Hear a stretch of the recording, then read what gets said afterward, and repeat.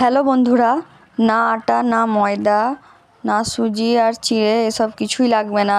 শুধুমাত্র একটি উপকরণ দিয়ে কিন্তু আপনারা এই মজাদার স্ন্যাক্সটি তৈরি করে নিতে পারবেন বাড়িতে, যা কিন্তু হবে প্রচুর হেলদি। বাচ্চাদেরকে দিলে কিন্তু তারা নিমেষে শেষ করে ফেলবে, এতটাই সুস্বাদু হয়। কিছু টিপস আছে ভিডিওতে, যেটা ফলো করলে কিন্তু আপনাদের স্ন্যাক্সটাও এতটা পরিমাণে মুচমুচে এবং সুস্বাদু হবে। তো তার জন্য কিন্তু পুরো ভিডিওটা স্কিপ না করে দেখতে হবে। ভিডিওটা ভালো লাগলে কিন্তু অবশ্যই লাইক দিয়ে দেখতে শুরু করবেন এবং চ্যানেলটা সাবস্ক্রাইব করে পাশে থাকবেন। তো দেখুন, প্রথমেই কিন্তু আমি এখানে চালের গুঁড়ি নিয়ে নিয়েছি। এখানে আমি যেহেতু বলেছি যে কোনো রকম ময়দা, বেসন, চিড়ে বা সুজি কিছুরই ইউজ করব না, তো আমরা এখানে তার পরিবর্তে চালের গুঁড়ি নিয়ে নিয়েছি 1 কাপ পরিমাণে। এরপরে এর মধ্যে আমি কিছু সবজি দেবো বলে সবজি নিয়ে নিয়েছি। প্রথমে দেখুন, গাজর খুব ছোট ছোট করে কুচিয়ে নিয়েছি, পেঁয়াজ খুব বারিক করে কুচিয়ে নিয়েছি, ক্যাপসিকাম আছে এখানে অল্প, এবং আদা কুচি আছে, ওটা একদমই মিহি করে যতটা আপনারা চপ করতে পারবেন করে নেবেন। দেখুন, আপনারা হয়তো সবজিগুলো দেখে বুঝতে পারছেন আমি কতটা কুচি কুচি করে এগুলোকে নিয়েছি, একবারেই খুবই ছোট ছোট করে। তো এর মধ্যে সবজি দেওয়ার কারণে কিন্তু এটা অনেকটা হেলদি হয়ে যাবে। তো এবারে আমি যে একটা বড় বোল নিয়ে নিলাম, যেখানে আমি চালের গুঁড়িটা নিয়ে নিয়েছিলাম। এর মধ্যে এবারে আমি একটা বড় আলুকে আমি সেদ্ধ করে রেখেছিলাম, আমি দিয়ে দিলাম।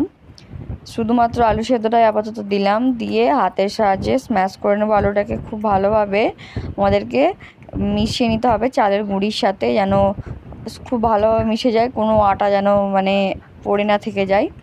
ভালোভাবে দেখুন মিশিয়ে নিচ্ছি হাতের সাহায্যে, দেখতেই পাচ্ছেন খুব ভালোভাবে মিশিয়ে নিচ্ছি আমি। আর আপনারা কি করবেন, চেষ্টা করবেন যেন এর মধ্যে লাংসটা কম তৈরি করার, না হলে কিন্তু একটু লাংস থাকলে খেতে ভালো লাগবে না অতটাও। তো এটা কিন্তু আমি মাত্র 5 মিনিটে তৈরি করব। ভিডিওটা যদি এখনও পর্যন্ত দেখতে থাকেন অবশ্যই ভিডিওটা হাইপ করে দেবেন এবং চ্যানেলটা সাবস্ক্রাইব করে দেবেন, কারণ আমি কিন্তু এরকম অনেক নিত্য নতুন ইউনিক স্ন্যাক্সের রেসিপি নিয়ে আসি আপনাদের জন্য।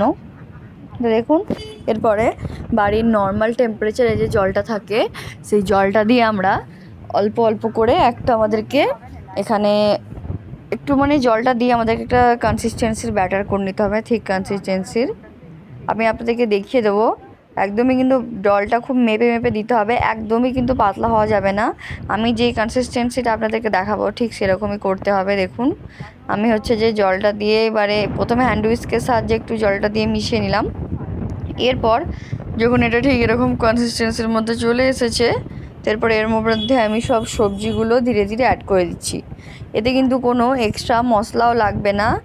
বাড়িতে থাকা জাস্ট 2 থেকে 1টা মশলা থাকলেই কিন্তু হবে, তাতেই কিন্তু এই রেসিপিটি তৈরি হয়ে যাবে। এতটা হেলদি এবং এতটাই সুস্বাদু হয়, বাচ্চাদেরকে একবার দিলে কিন্তু তারা বারবার খেতে চাইবে। তাদের সাথে তারা কিন্তু এর সাথে যে সবজিগুলো আছে সেগুলোও কিন্তু খেতে কোনো বাধা করবে না, কারণ তারা বুঝতেই পারবে না যে এতে এত পরিমাণে সবজি দেওয়া আছে। তো দেখুন, এবারে যে আমি হাতের সাহায্যে খুব ভালোভাবে অল্প অল্প করে জল দিয়ে যে আমাদেরকে একটা এরকম পেস্ট করে নিতে হবে, ঠিক পেস্ট। আমি আবারও বলছি, একদমই খুবই পাতলা করা যাবে না, আমাদেরকে একটা ঠিক পেস্ট তৈরি করে নিতে হবে। দেখুন, হাতের সাহায্যে কিন্তু আমি এইভাবে ঠিক পেস্টটা তৈরি করে নিচ্ছি, দেখতেই পাচ্ছেন। এটা কিন্তু ব্যাটারও ঠিক বলা চলে না, ডোটাকেই একটু জল দিয়ে গুলে গুলে যেরকম মিট কনসিস্টেন্সি আছে সেটাই বলতে পারেন আপনারা।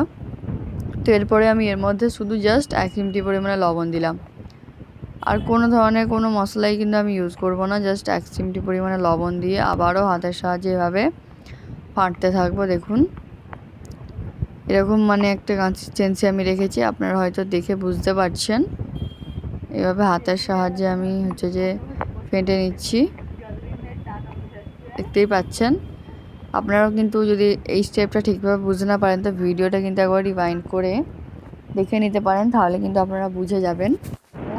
দেখুন, আর এটাতে কিন্তু শেপ দেওয়ারও কোনো ঝামেলা নেই, একদমই ইজি শেপ। আপনাদের যে কোনো অতিরিক্ত ঝামেলাই করতে হবে না এটা শেপ দিতে গেলে। দেখুন, আমি কিন্তু হাতের সাহায্যে, যেহেতু এটা চালের আটা, তো জলটা কিন্তু এটা একটু হলেও শুষে নেবে। তো অনেক শুষে নিয়ে কিন্তু ঠিক হয়ে যাবে। তো জলটা আপনারা পরিমাণ মতো দিয়ে নেবেন।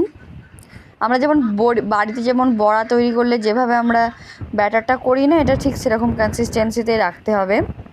তো দেখুন, এবারে পুরো বড়ার মতোই আমি যে তেলের মধ্যে দিয়ে দিচ্ছি, জাস্ট শুধু এভাবে তেলের মধ্যে ছেড়ে দিতে হবে, আর কোনোই ঝামেলা কিন্তু নেই। এইভাবে শুধুমাত্র করলে কিন্তু আপনাদের এই মোচমোচে মজাদার স্ন্যাক্স রেসিপিটা কিন্তু রেডি হয়ে যাবে। এটা হয়তো খেতে দুর্দান্ত, মাত্র 5 মিনিটের মধ্যে তৈরি হয়ে যাবে, আর বাচ্চারা তো একবার খেলে বারবার চাইবে।